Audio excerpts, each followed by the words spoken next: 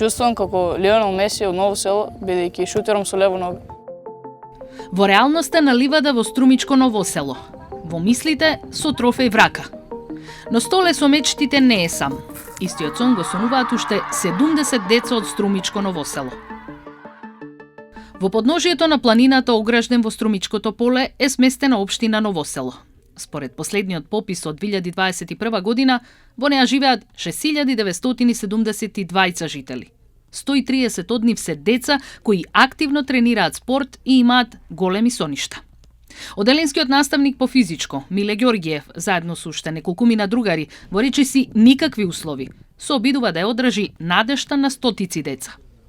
На нерамната ливада, оградена со полуоштетен метал и со импровизирана врата, 70 момчиња секојдневно доаѓаат преку кал и неискосена трева. Соблекувални немаат, но важно е дека имаат копачки и соодветна облека. Метални рамки има, но мрежа за гол нема. Трибини се мисловна именка, а најчеста публика е добитокот кој се напасува во околината. Но што е сето ова во споредба со детскиот сон? Сон ми е да играм на Камп Nou. Јас би сакал да играм на спортскиот терен во Скопје. Јас сакам като Мирче на вида. Топката е округла, па се тркала и на лошиот терен во Струмичко Ново село. Не се жалат, но ако има кој да ги чуе, имаат малку желби. Да има трибини, да се стават мрежи на головите и толку. Иначе игравме тука фудбал, на таа страна не можеме бидејќи имаше камиони и тука играваме фудбал на еден гол и едно дете шутна многу јако и одиде топката доле во дрвото. Не представува многу голем проблем, но некогаш топката отскакнува. Тоа ја мени насоката на движење на топката. И тренерите се ентузијасти и не се откажуваат. Убедени се дека овој крај има посебна моќ да создаде светски ѕвезди и оти некој ќе има слух да им помогне на овие деца да го надградат својот талент. Па има доста недостатоци, мислам дека доста работи фалат. У глобала не е толку лошо, пробуваме да ги подобриме работите. Условите беа многу полоши од тоа што се. Теренот не е во најдобра состојба.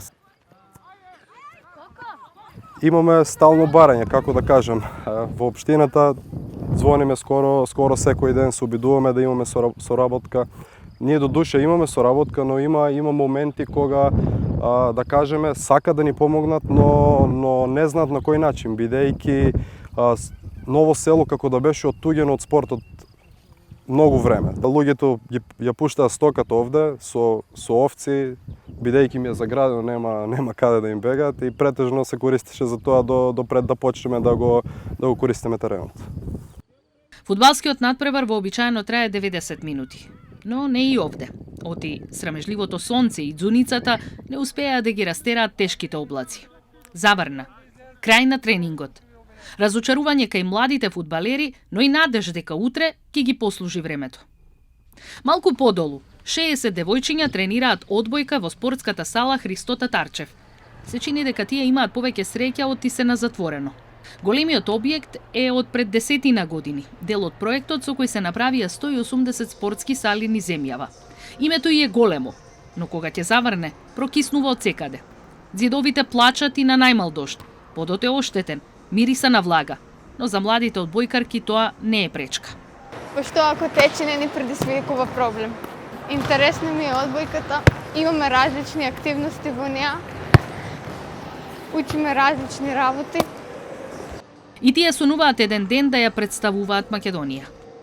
Би сакала да постигнам многу голем успех во одбојката и да играм за Македонија. Би сакала да играм за репрезентацијата на Македонија.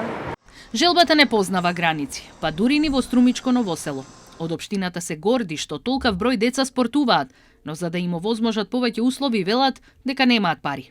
Во спортската сала поставивме нови прозорци, нови врати, како и во делот на соблекувалните, кои беа стварно доста оштетени и руинирани.